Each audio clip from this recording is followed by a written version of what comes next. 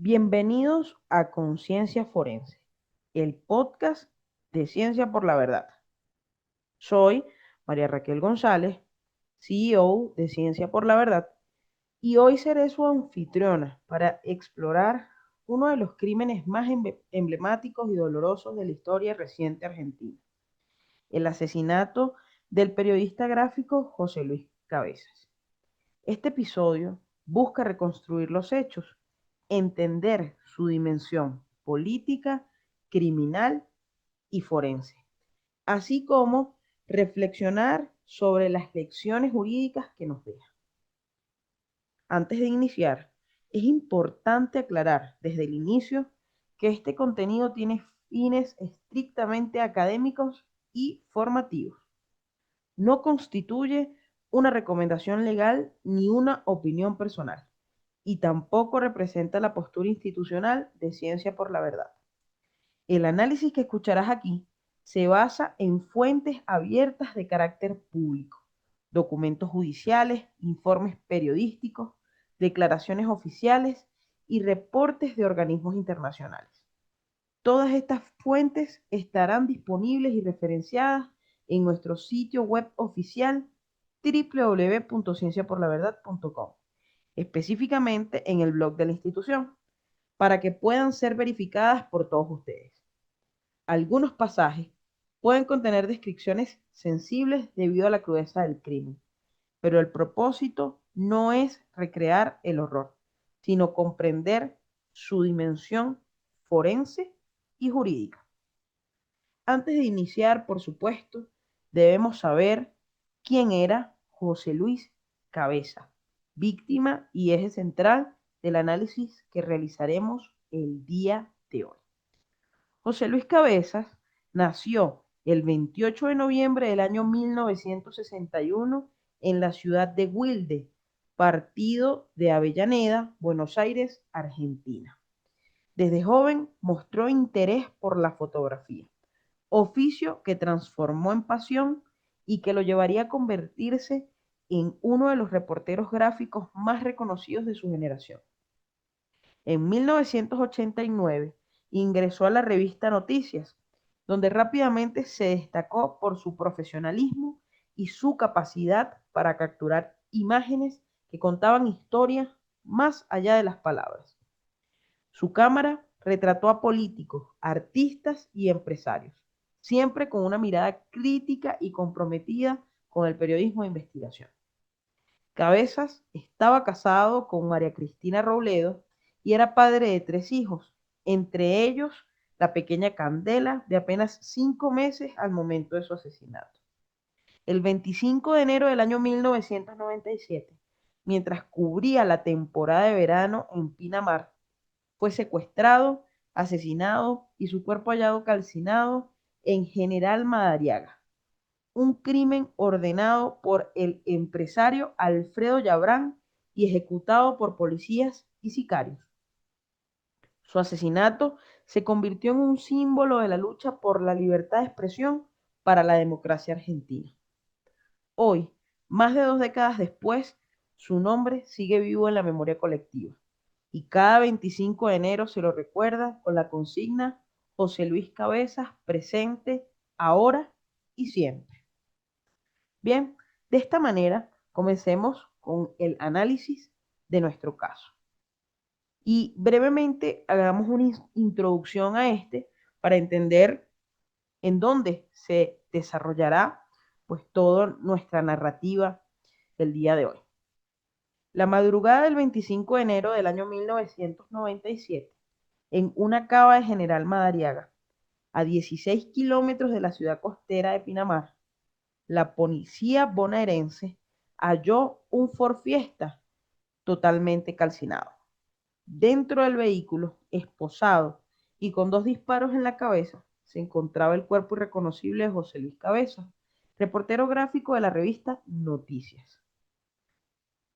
Esta noticia conmocionó de inmediato al país, pues no se trataba de un crimen común, sino de un asesinato con características mafiosas, que revelaba la existencia de un poder oculto dispuesto a callar voces y a borrar rostros. Este crimen no solo buscaba silenciar a un periodista, sino intimidar al periodismo entero y por extensión a la sociedad argentina. Pero para poder profundizar, por supuesto, fuera de lo noticioso, debemos analizar el contexto y el detonante del asesinato. Y para comprenderlo debemos retroceder algunos años. Específicamente, en el año 1995, el entonces ministro de Economía, Domingo Cavallo, denunció públicamente la existencia de lo que llamó mafias enquistadas en el poder. Entre los nombres mencionados, uno sobresalió: Alfredo Yabrán, empresario multimillonario, dueño de empresas postales, logísticas y de seguridad. Yabrán acumulaba un inmenso poder, pero casi nadie conocía su rostro. Desde la dictadura militar había crecido bajo las sombras, extendiendo sus negocios y, según múltiples denuncias, vinculándose con actividades ilícitas como el contrabando de armas, el narcotráfico y el lavado de dinero. En enero, en febrero de 1996, un año antes del crimen, José Luis Cabezas, junto con el periodista Gabriel Michi, logró lo que hasta entonces parecía imposible: fotografiar en la playa Marbella junto a su esposa, Ayabrán. Esa imagen fue publicada en la tapa de la revista Noticias con el título Yabrán ataca de nuevo. La foto quebraba el mito de la invisibilidad del empresario. Él mismo había dicho: sacarme una foto es como pegarme un tiro en la frente. Esa frase se convirtió en una profecía macabra, porque aquella foto selló el destino de Cabezas. Tras la publicación, comenzaron las amenazas. Cabezas fue hostigado y se intentó averiguar su paradero y el de su familia. Esa foto no solo había irritado a Yabrán, sino que había expuesto a todo el sistema de protección política y policial que lo rodeaba. Por supuesto, hablemos del crimen. La madrugada de ese 25 de enero de 1997, José Luis Cabezas salió de la fiesta de cumpleaños del empresario postal Oscar Andreani en Pinamar.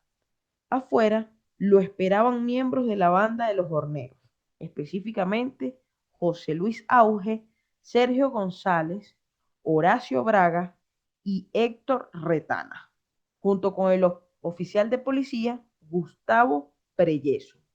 Lo redujeron, lo esposaron y lo introdujeron en su vehículo, en su propio vehículo, en su automóvil.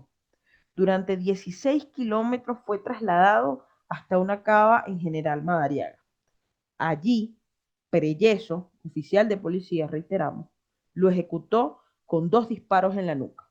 Después, el grupo, en acuerdo, lo coloca dentro del vehículo y lo incendian para borrar toda evidencia. El análisis forense determinó que la víctima presentaba impactos de bala en la región occipital o heridas producidas por el paso de un proyectil.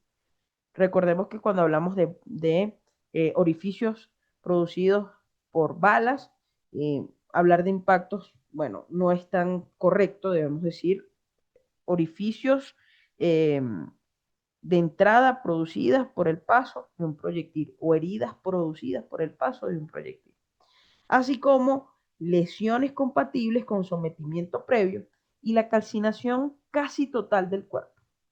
Los peritos reconstruyeron la mecánica criminal: secuestro, inmovilización, ejecución y destrucción del cadáver mediante fuego. Se trataba de un modus operandi con sello mafioso. Evidentemente, como ya lo dijimos en un inicio, esto exacerbó, por supuesto, las conexiones con el poder y el encubrimiento. La investigación judicial reveló que el crimen habría sido ordenado por Gregorio Ríos, jefe de seguridad de Alfredo Yabrán, y ejecutado con la participación directa de la policía bonaerense. El comisario de Pinamar, Alberto La Liebre Gómez, liberó la zona aquella noche, garantizando que el secuestro y asesinato pudieran consumarse sin intervención policial. Lo que se revelaba no era solo un homicidio, sino un entramado de complicidad entre mafias, por supuesto, también las fuerzas de seguridad del Estado y el poder político. Antes de continuar, quiero desarrollar brevemente alguna terminología que vamos a estar tocando, ¿ok? El término, por supuesto, sicario es un término jurídico, criminológico para el asesino a sueldo.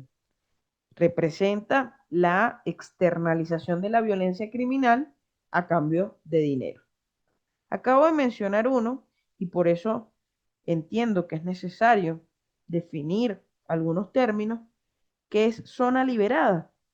Una zona liberada es una figura criminológica que describe la ausencia intencional de seguridad en un espacio, permitiendo así la comisión de un delito. Y como lo mencionamos hace unos instantes, en este caso, el comisario Alberto La Liebre Gómez fue condenado precisamente por liberar la zona. Luego un término que también vamos a escuchar más adelante, que es impunidad. Y ese término impunidad deriva de la ausencia de sanción. Esa ausencia de sanción, ojo con esto, no se limita a la falta de condena. También incluye las reducciones indebidas de la pena, las excarcelaciones anticipadas y las protecciones políticas. ¿Ok? Todo eso entra dentro de ese término impunidad. Luego el término libertad de expresión, que quizás es más común y lo hemos escuchado quizás dentro del colectivo, pero hay que entender específicamente a qué se refiere, ¿ok? La libertad de expresión es un derecho humano colectivo, primero. Y cuando hablamos de un derecho humano colectivo, ya de una vez debemos puntualizar que no solamente protege a periodistas, sino al conjunto de la sociedad que tiene derecho a recibir información veraz, información verificable, información contrastada. Y también van a escuchar más adelante, por supuesto, lo relativo a la Convención Americana sobre Derechos Humanos y la Declaración de Chapultepec, entre otras, en donde se exige al Estado investigar con seriedad y sancionar a todos los responsables materiales e intelectuales de hechos punibles. ¿Ok? Bien, entonces continuamos en el entendido de que ya desarrollamos quizás estos términos que son necesarios dentro de este contexto para entender de mejor manera el caso. ¿Ok? Evidentemente, este homicidio, este asesinato, y dependiendo un poco el término, de acuerdo a la legislación en cada uno de los países, generó, por supuesto, una reacción a nivel nacional y a nivel internacional. ¿Ok? La indignación fue inmediata. La revista Noticias salió con una tapa completamente negra y la frase que se convirtió en consigna de lucha. No se olviden de cabezas. Multitudes marcharon en todo el país exigiendo justicia. La sociedad entendió que el asesinato no era solo contra un periodista, sino contra el derecho de todos los ciudadanos a ser informados. La repercusión trascendió fronteras.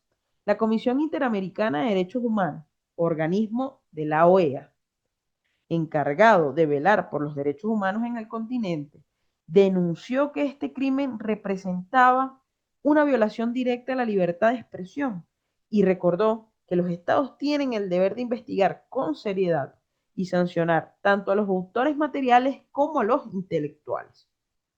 La ONU, a través de su relator especial para la libertad de opinión y expresión, advirtió que los asesinatos de periodistas generan un efecto intimidatorio en toda la sociedad, pues promueven la autocensura y el miedo a denunciar abusos.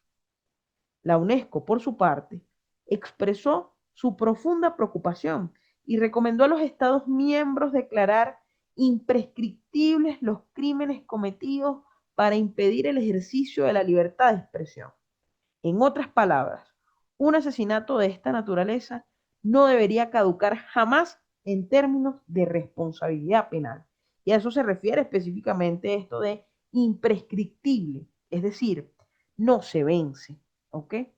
Recordemos, bueno, que tenemos algunos términos específicos como CIDH, que es Comisión Interamericana de Derechos Humanos, ONU, ONU, Organización de las Naciones Unidas, y UNESCO, que se refiere a Organización de las Naciones Unidas para la Educación, la Ciencia y la Cultura.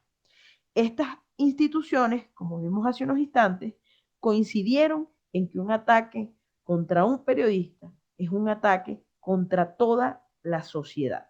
Muy bien.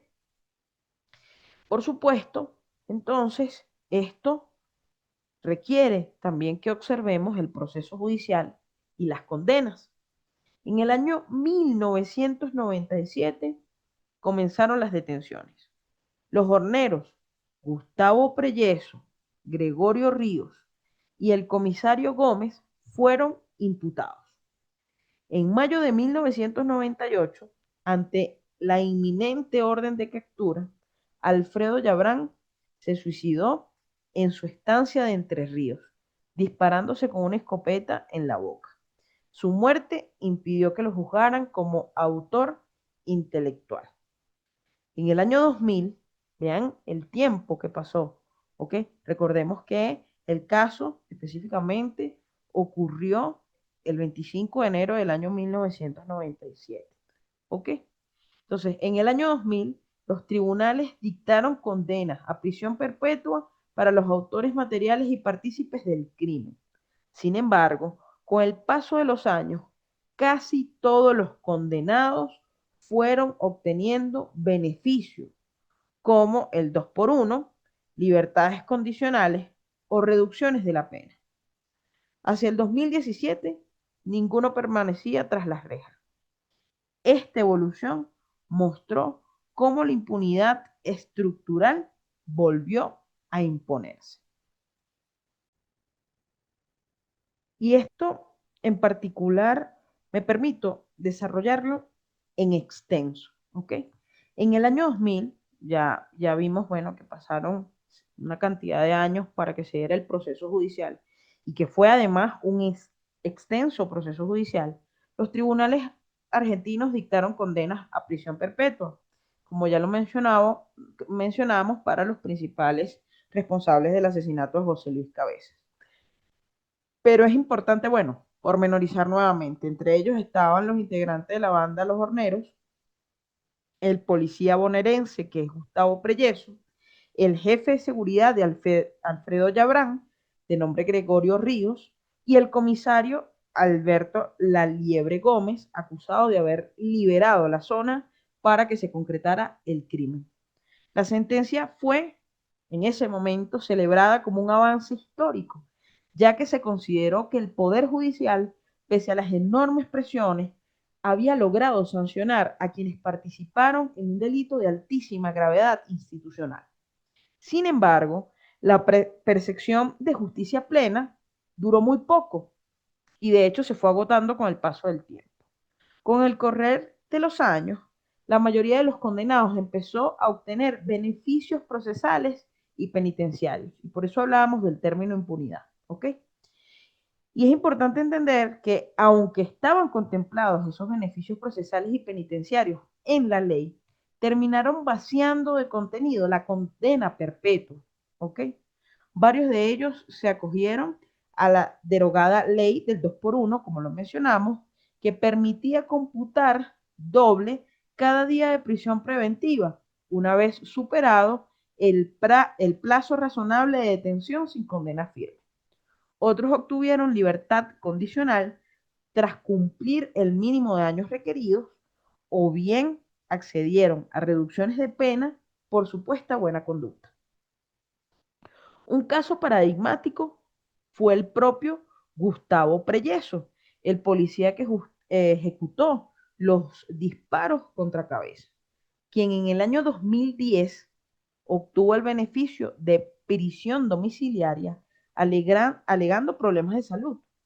Más tarde se supo que cursaba estudios de abogacía mientras cumplía la condena fuera de prisión, lo que generó un repudio social generalizado. Algo similar ocurrió con varios de los integrantes de los horneros, que fueron liberados en distintos momentos, beneficiándose de normas que en principio buscaban descomprimir el sistema penitenciario, pero que permitieron o que terminaron de hecho siendo vistas como puertas abiertas para la impunidad. Y como ya lo mencionamos, hacia el año 2017, el panorama era contundente. Ninguno de los condenados por el crimen del José Luis Cabezas permanecía tras las rejas. Todos estaban en libertad, ya fuera condicional, domiciliaria o definitiva. Esto dejó una sensación amarga, puesto que este caso había sido considerado un triunfo para la justicia frente a las mafias, pues evidentemente terminó demostrando que con el paso del tiempo, las fisuras del sistema penal argentino, donde las leyes de ejecución de la pena permitieron que delitos gravísimos, aún con condena perpetua, derivaran en situaciones de libertad. Desde una mirada jurídica, este desenlace se interpreta como una forma de impunidad estructural. ¿Ok? El término evidentemente hace referencia a cuando no solo los autores materiales, sino también los mecanismos del Estado, ya sea por legislación, ya sea por deficiencia judicial o aplicación laxa de la ley, terminan generando escenarios en los que las penas pierden eficacia real. En este caso, la impunidad no significó la ausencia de condena, porque de hecho las hubo y fueron ejemplares en su momento. Por el contrario, esa impunidad derivó en la inexistencia de un cumplimiento efectivo y proporcional de la pena impuesta. Y por eso lo hablábamos al inicio y les daba esta definición que debe estar muy clara. Es decir, la impunidad no solo es la ausencia de condena, porque en este caso, como ya lo vimos, efectivamente existió, sino que una inexistencia del cumplimiento efectivo y proporcional de esa pena impuesta. ¿Ok? Desde la perspectiva forense y de los derechos humanos, esto tiene un efecto devastador, porque envía a la sociedad un mensaje de vulnerabilidad, incluso en los crímenes más graves, incluso en aquellos que afectan a la democracia misma, el tiempo y las grietas del sistema pueden terminar borrando el castigo. Y ese mensaje de impunidad no solo revictimiza a la familia Cabezas y al periodismo argentino, sino que también erosiona la confianza ciudadana en el Estado como garante de justicia. Bien, entonces continuamos, ¿no? Evidentemente este caso deja un legado, deja un registro en la memoria ciudadana. El asesinato de José Luis Cabezas se convirtió en un punto de inflexión.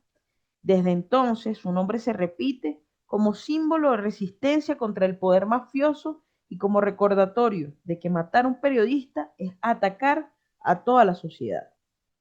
Cada 25 de enero, como lo dijimos al inicio, en Argentina, periodistas, organizaciones de derechos humanos y ciudadanos en general se movilizan para recordar su figura y exigir que nunca más se repita un crimen semejante. La frase cabezas presente ahora y siempre es hoy parte de la memoria colectiva. Antes de hacer nuestra reflexión final, quiero recordarte que este episodio de Conciencia Forense llega a ustedes gracias a Ciencia por la Verdad, institución dedicada a la formación académica en materia de investigación criminal, criminalística, criminología, ciencias forenses y derecho. Nuestra misión es generar espacios de educación, reflexión y memoria para fortalecer la justicia en el mundo.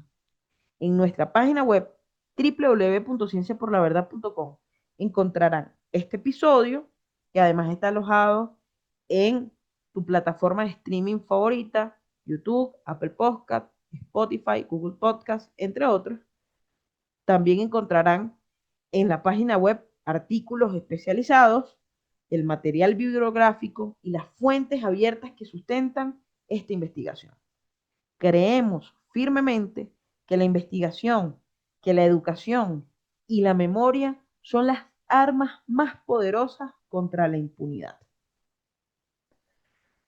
Como reflexión final, decirte, el caso de Cabezas demuestra que el asesinato de un periodista no es un delito cualquiera, es una agresión a la democracia misma. La falta de justicia efectiva no solo afecta a la víctima y a su familia, sino que envía un mensaje peligroso a la sociedad.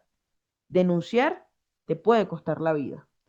Por eso, el deber de investigar y sancionar, como lo exige el derecho internacional, es una obligación irrenunciable de los estados. Recordar a José Luis Cabezas es recordar que la verdad tiene un precio, pero también que la memoria puede derrotar el silencio. Su cámara fue apagada, pero su nombre sigue iluminando el camino hacia una prensa libre y una sociedad más justa. Soy María Raquel González y esto fue Conciencia Forense. Gracias por acompañarme en este análisis jurídico, histórico y forense sobre un crimen que marcó a la Argentina y a toda América Latina. Recuerden, este episodio no constituye recomendación ni opinión personal, sino un aporte académico construido sobre fuentes abiertas, verificables, disponibles en nuestro blog oficial. José Luis Cabezas, presente, ahora y siempre. Gracias por acompañarnos.